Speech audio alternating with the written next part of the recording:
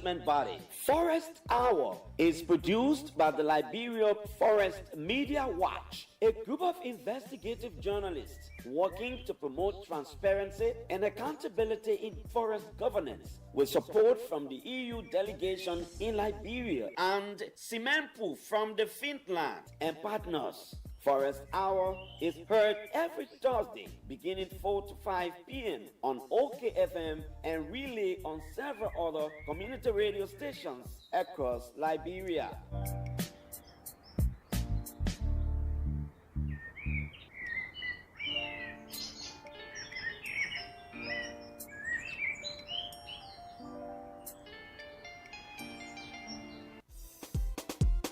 More often than not, Liberia is regarded as a place of war, poverty, and Ebola. But our forests and its animals alone make people think of Liberia as a beautiful place. So, let's protect our forests. My people, yeah, let's protect our forests. Protect it all. Protect it all. My people, yeah, let's protect our forests. Protect it all. We must protect it all. Liberians, our forest is rich, like paradise in Africa. It's the place where this animal lives. Our animals are unique to the world. The forest make it rain. The forest protect us. The forest is the home of our wildlife. Good afternoon and a pleasant welcome. This is Forest Hour on OKFM 99.5. This program is brought to you by the Liberia Forest Media Watch, with sponsorship from the European Union through the French Development Agency and Zelemen in Finland. My people, what we will get to. We are here every Thursday, 4 to 5 o'clock. My name is Matthias Labindi, and I am here with my colleague Joy Madie Moore. What do we have to show when we get the forest? This afternoon, we're going to be talking about promises made, Get down. What will we do? obligations, entitlements. When people feel entitled, they do not stupor to ask the hard questions to the people they feel entitled to. So like your wife, she does not need to call family meeting to ask you for something. She's entitled, Most sustainable and you are entitled to her. youth and women and Like your kids, the moment you start to bear children, it is your responsibility to take care of them. So when you enter into an environment to do business, keep our and there are people in that area called community people, they are the inhabitants of that environment, you, the government, you become entitled to those people. You owe them, and they feel really, really entitled that you must give them something from whatever transaction you do there. Somewhere I heard somebody say money not let noise. So when you see money, when somebody ease on, when you ease on it, other people ease on too. But we're going to be talking about community benefits this afternoon. Always when you hear community benefits, there's one voice that keeps amplifying the voices of community people. And that voice is the voice of Mr. Andrew Wawa Zelemen. I don't know why he has the YY. Today he needs to tell us he needs to tell us why he has two Y, the same letter, two times in the middle of his name. Why? It's good to be here. Joy, what do we have there? I'm going to go quickly to the break. Okay, good afternoon, Matthias. Good afternoon, Mr. Zelemen. Good afternoon to the listeners out there. Hold up. Okay. Yeah. As usual, we have the Alternative Youth Radio in Lofa County, Voice of Bapalo in Popolo City, Liberty Radio in Greenville, Sano County, Radio Halengi Golahon District, Riverside Broadcasting Service, Riverside County, Top FM Zweju Grenchide County, and the Voice of River G in River G County. I thought to understand why land rental fees are important. This is my tip, by the way. I thought to understand why land rental fees are important, especially to the communities, the affected communities. And I did a few readings, and I decided to come up with this tip, more like an information for the public to know. I sure Mr. Zelemen already knows. I realized that the land is not just a property, Matthias. Mm-hmm. It's an identity. Right. The land has heritage, and it's for livelihood. So when the communities have leased the lands for mining or agriculture or tourism or whatsoever it is, the land rental fees is the payment for the lost assets those things that they lost in the process. It's a payment for environmental risk and a long-term impact, so they can be able to sustain themselves. For example, if they have this part of the forest that they plant their little leaves that will treat their malarias and other things, if that part of the forest is destroyed or has been destroyed, it needs somewhere else, and they need fundraisers to be able to sustain that. And then I found out that the 30% often pays for things that the government most of the time cannot pay. And most of the times the companies will not be able to make it up to their promises, the document signs. They cannot provide schools, they cannot provide the latrines and trainings or whatsoever it is. The 30% could also help in that aspect with the school fees, the educational support, the healthcare or the medicine, the water and all of that. So these are some of the reasons that I know that the land rental fees is very, very important, and the community need it a lot. And that's right. You couldn't have put it any better, Joy. There is a press release to that effect talking about land rental fee. I would have loved to read the press release, but it's needless now to read the press release when the messenger behind the press release is already in the studio. So we're going to get in conversation directly with Mr. Andrew Wawa Zelemen. By the way, Andrew Wawa Zelemen comes from the National Union of Community Forestry Development Committees, and he's talking about the immediate payment of communities' lawful 30% share of land rental fees, with more than US $400,000 already allotted in the national budget. If 400,000 already allotted in the national budget, we saw that during the Weah's administration. For me, Liberia now, the only way I'll believe a promise until it is delivered, it is fulfilled. All right, say George tells me, Matthias, I'm going to take you for lunch. She lies to me a lot. I know that a lot of times she tells me that. I don't. Matthias, tomorrow I'm going to take you for lunch. Joe, I'm putting you on the spot. That's the truth. Haven't you done that to me? I've not. You've done that many times. So until I can be sitting and I got my fork and the knife and having that lunch, I don't believe that Joy is going to take me for lunch. That's how politics is in Liberia. That's how even government operate now with the people. Most time their emotions are played with, and the people do not get the actual results from the things they say. Right. What the community people are asking for, it is not like someone is appealing to government. They should not be appealing. It is their entitlement. Right. It's like we did business. Our parents left property for us, and they left like maybe you were talking about hectares. Acres. Acres, lots of land. And so say our parents left 1 hectare of land for us. Out of 1 hectare of land, there are several acres of land that are going to come from the hectare of land. So there are several lots of land that are going to come from there. And the land is strategically positioned, say on the Robertsfield Highway, where investors want to build, so that when they are ready to travel, they can just drive to the airport without traffic. So they're leasing 1 lot of land for maybe $100,000. Out of the $100,000, the money is going to be shared, based on maybe our status in the family, based on our responsibilities and so on. Right. So my 1% from the $200,000 we got from the sale of our father's land, from the lease of our father's land, is not a favor someone is doing me. Right. It's your right. Exactly. It is my entitlement.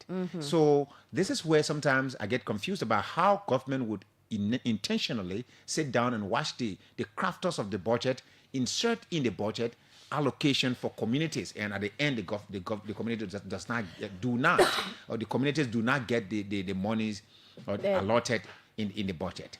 Is this something that we should keep amplifying? Yes.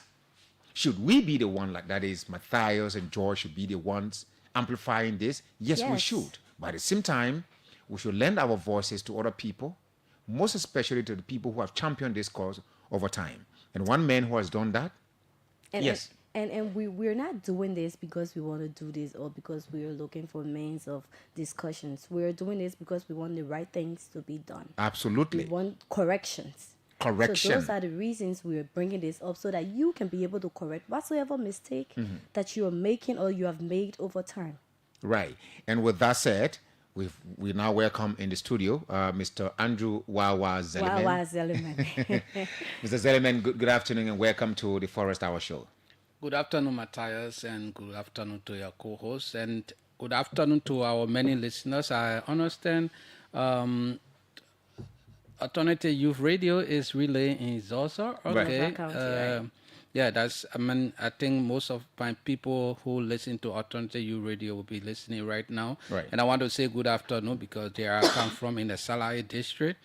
And I also understand other radio stations in the counties are relaying. I want to say to the community people, the forest affected communities people, good afternoon. And I'm happy to be here. OKFM have been one of the stations that always give us the opportunity, especially with this program, the Forest Hour. So I'm happy to be here for the first time in 2026 to be on the edition to talk about the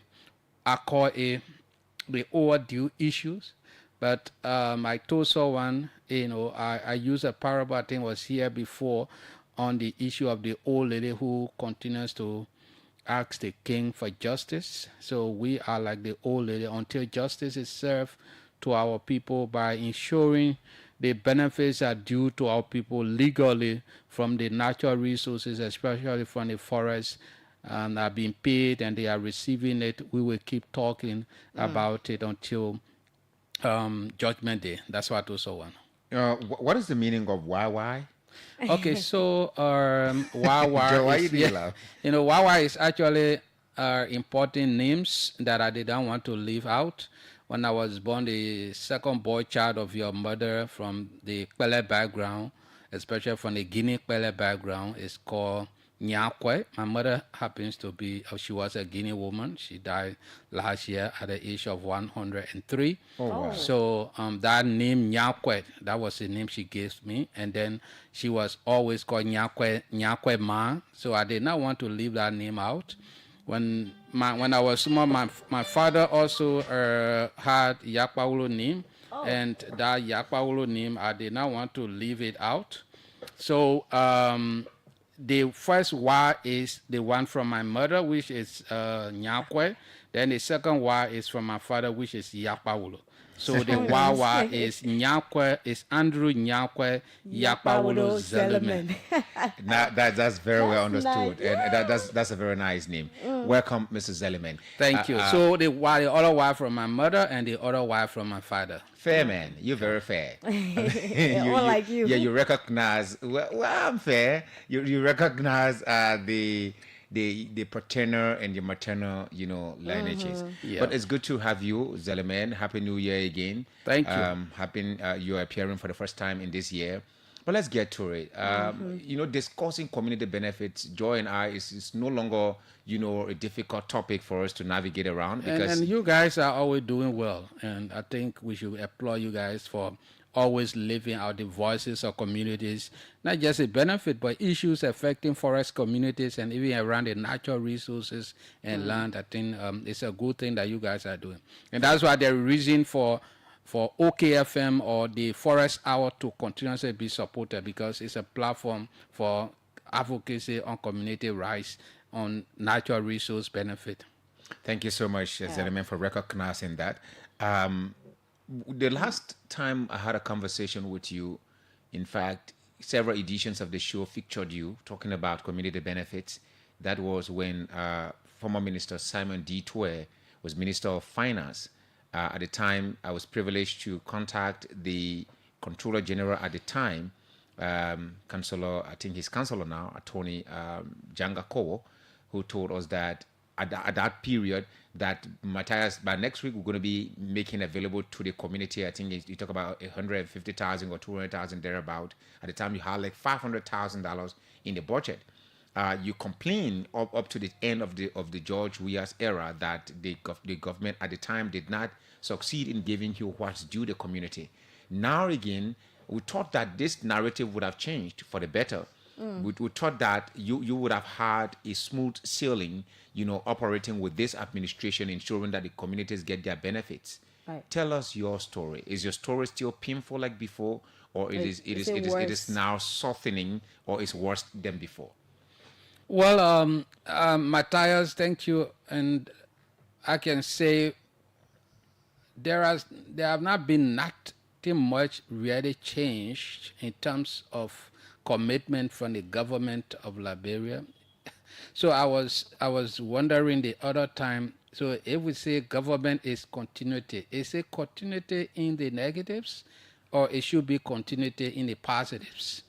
What am I saying that is that up to present, we have not seen that concrete actions from the government, they call it deliberate actions from government to ensure that the issue of the community benefits, especially the the land rental fees, the arrears are being paid once and for all, or there is a clear roadmap that can be assured of communities that the payments will be done in a time frame that everything will be put to rest. So that there where we stand, and the changing part of it right now that I will want you to know is that before then the arrears was being partly or maybe portion of it were being appropriated clearly under the FDA budget in the national budget, even though in previous government the payments were not going on well, and in this in the new government, under the current government, the 2024 went a little bit well, where the amount appropriated in the budget, 92% was paid. But in the 2025 national budget, is not being encouraging. Out of the $746,292 USD that was appropriated in the 2025 national budget, at the end of 2025, it was just $300,000 that was paid, with an outstanding balance of $446,292. And then the most worrisome part is that the 2026 budget, they removed that appropriation under FDA with no clear location of the arrears that can assure communities that the payment will continue as it was being done when the budget line was under FDA. What we have been told, and I would say unofficially, that the Ministry of Finance and Development Planning have decided to treat the arrears, the land rental fee arrears for community, as part of the government domestic debt. But that has not been officially communicated to us as affected communities. I don't understand how though it's unofficial as you stated, why should the community benefit the land rental fees be treated as domestic debt? Does the community, are you saying that, are you insinuating that the community owe the government or what? I don't get that. No, the government is saying that they owe communities the arrears. Okay. So they will treat it as part of the government domestic debt, money that they owe to other people. So but this money was not supposed to be, we should not even be talking about government owing, because government received the payment. All government should be responsible enough and just take the community's tranche of that money and just give it. Why should government even owe the community? Do you have any? Do you get the rationale behind why government should owe the community? There have been a lot of argument, and we keep arguing on it or talking about it. The government is saying that even from the Georgia government, that was one of the key reasons why the payment was being played on. They said that in several meetings that we went, they have taken the land rental fee arrears for community because it was collected since 2009 up to 2023. So they have said those arrears was like previous government did not pay. So I mean, almost like, how do you want to force or to pay? That's how it been sounding, you know. But then government is continuity, and even if it was collected on a previous government, it was not paid. Like I said, government is continuity, and the government is obligated to the communities the amount they owe them. So what I was saying is that this current government, moving to the 2026 budget year, they decided, we got this information, I said unofficial because there have been no official communication to that, but the Forestry Development Authority Managing Director told us that the government, through the Ministry of Finance and Development Planning, removed the portion that they usually put on an FDA budget to pay to communities and consider what the government owe as part of the domestic debt. So, But then there is no clear information as to how the government intend to pay that money. And in fact, there is also this implications that needs to be clarified by the FDA and the Liberia Revenue Authority, the LRA, because the Ministry of Finance is also saying, which is not official as well, we just hear as rumors, that they don't have a clear record of the actual amount that the government collected and the 30% that they owe to communities. And we don't believe that, because the government should have those information, especially from the end of the LRA, from the end of the FDA, those records should be available.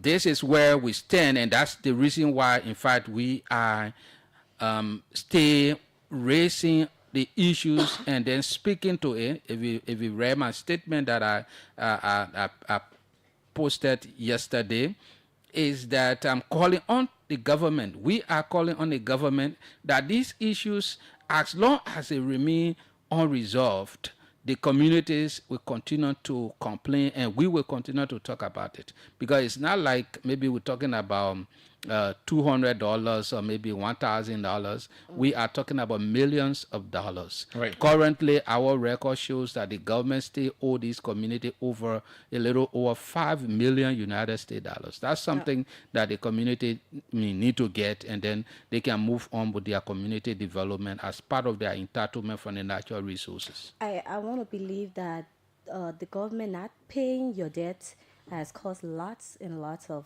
problems for the communities. Or do you mind stating what has been the real impact of these unpaid fees on forest communities? So part of the things that happen is that because some of the communities knew the fundings they are entitled to will come to them, they undertook some community projects. We did an assessment. We have over 20 unfinished community projects across the country. And those unfinished projects are there because the funding that they expect to come to complete those projects have not been there. What are the projects? Okay, for example, we have some school buildings. Let me show you one example. If you enter Glodiala in Nima County, there's an extension there that the CFDC decided to do for the Glodiala public school. And that extension is still at foundation level because the people or the CFDC have not received adequate funding to complete that project. If you go to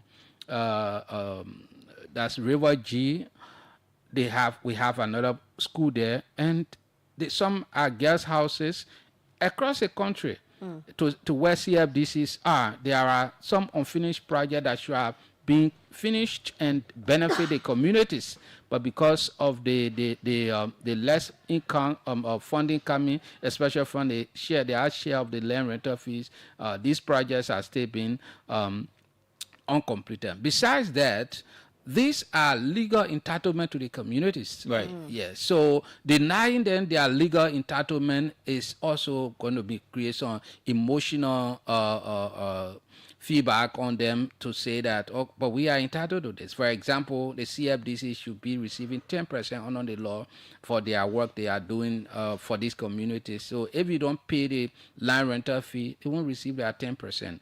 And all of these things are not right. They are issue of human rights abuse, and because the rights of the people have not been respected on our National Forestry Reform Law. I realize that when you have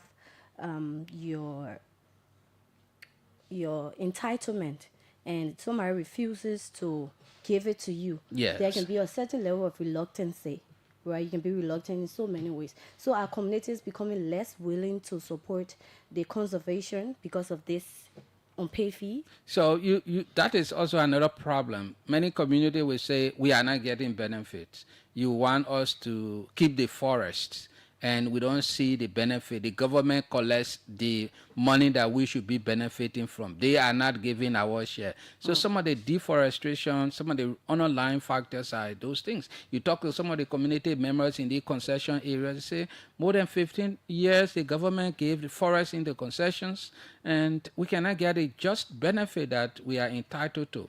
So yeah, it brings some bad feeling to the communities and brings some behavior change in regarding to forest sustainability. So the community go about to do other things in the forest that contribute to deforestation. Yeah. So, Joy is putting these questions, rightly, in a perspective where, we've heard a lot of time from people complaining about, Matthias, you guys have been brainwashed by the Westerners. In fact, even when we talk about the EUDR, when we talk about the issue of agroforestry, people have different, views about it. Right. Zelemen, you are more like a point man. Your organization is more like a point, person for or point institution for these communities. What energy are they exhibiting at this point as you get back to them? And so they have used their resources, personal resources that they should not be using to execute, certain projects in their communities.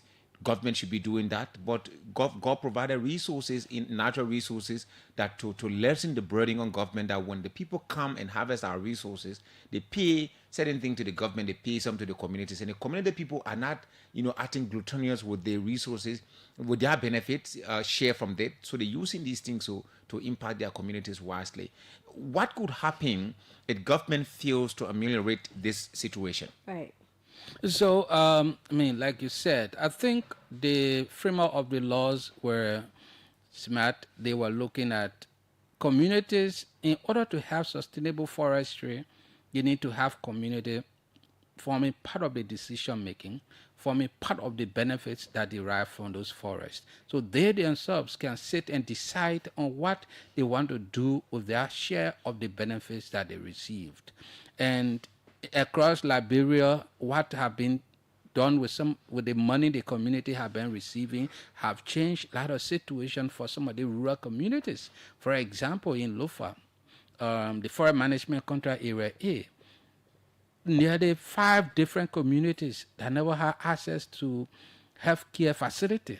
They decided that their share of the money would be used to build a clinic and supply drugs and other health related materials to help them so they can have access to health care. That is not just all.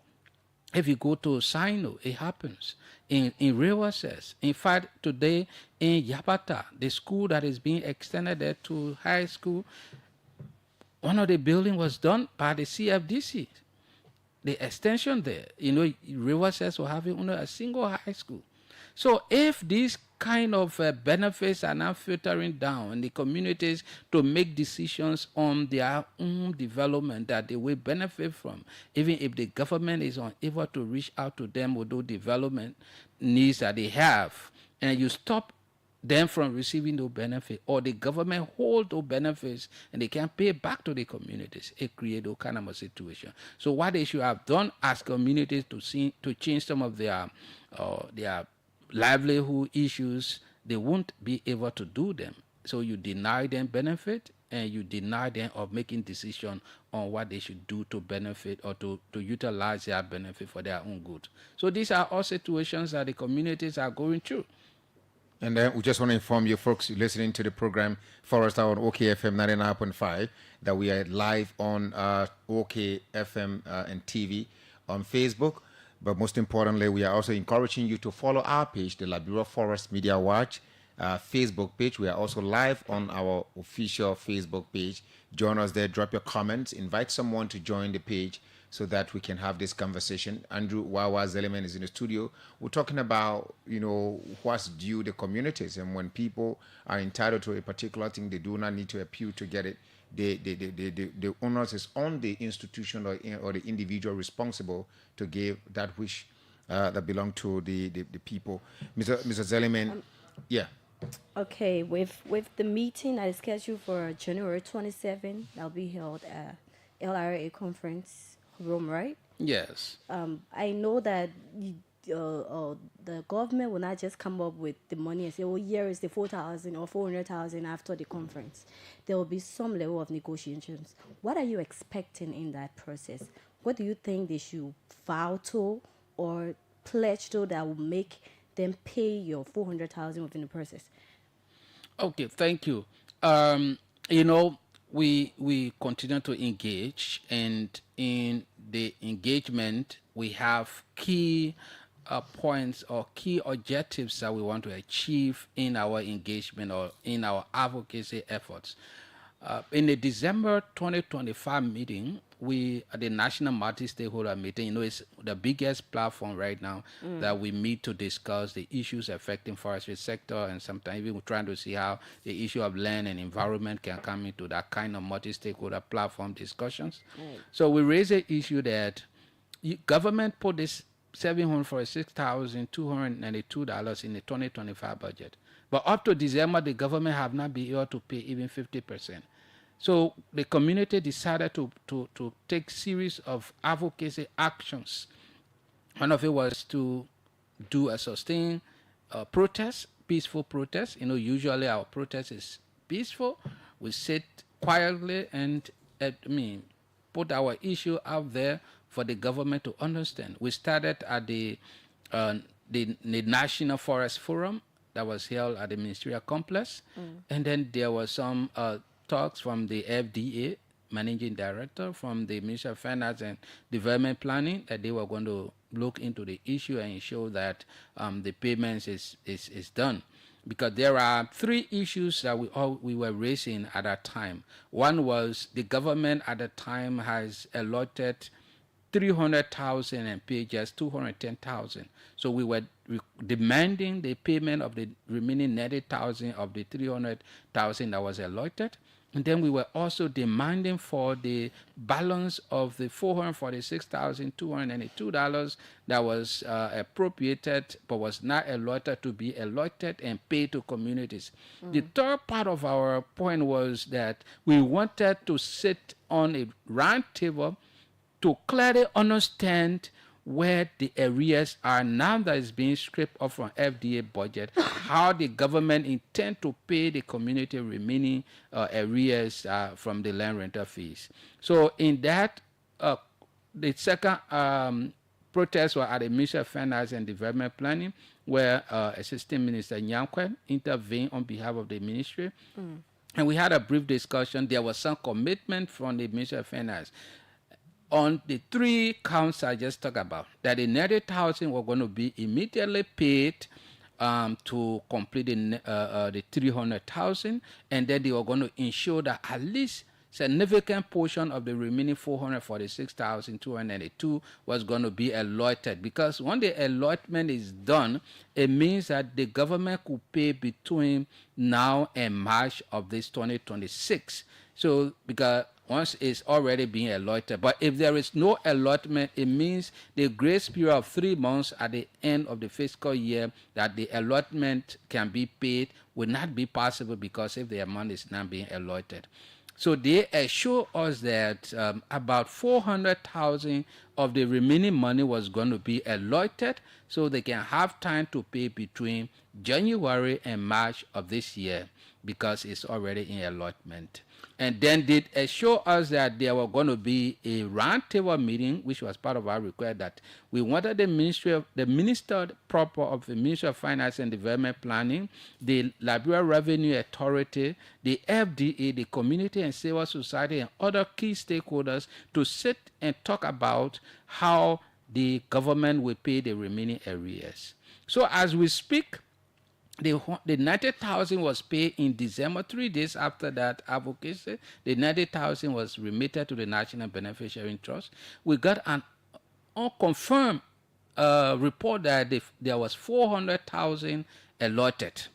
It means that 400,000 could be paid if it was allotted. could be paid between now and March of this year. Mr. Zelemen. But that information have not been officially communicated to us by the Ministry of Finance and Development Planning and that of the FDA. That's why since we're having a first meeting of the national multi-stakeholder, in fact, this time around, for the first time, will be held at we call it the money house, the money collecting house, which is the LRA. That's why we are calling on the FDA, the Ministry of Finance and Development Planning, the Liberia Revenue Authority, the LRA, to ensure that they clearly tell us if the 400,000 or plus were actually allotted and when it will be paid before March of this year. And then the second part of it is we want the clear record of the actual amount. Though we have our record, but the official record usually should come from the FDA and the LRA. So we want that official record to be signed by all ministry and agencies that are responsible, so that it will be put on a thing they are taking this amount on a domestic debt. It will be clearly stated that this is the amount the government owed the communities. And in the 2026 national budget, there is an appropriation of settlement of domestic debts. So I think we saw around 3 million on non-court claims, domestic debt to be paid in the 2026 national budget. So we want to know, out of the 3 million, right, how much will be part of the community land rental fee arrears the government owed, that the government is now considering as a domestic debt. The National Multi-Stakeholders Monitoring Committee, it's a platform that brings people together, most especially civil society actors, line ministries and agencies of government, as well as those of us involved with this kind of forest reporting or natural resource reporting. It gives you an opportunity to speak your mind, and then clearly you can put some points there, which Right. the platform you're now intending to use. But let me digress a bit, maybe not entirely digressing from the core of the discussion, which we're talking about the benefits of the people. One of the things that we are mostly confronted with on this show is the issue of alternative livelihoods. Okay.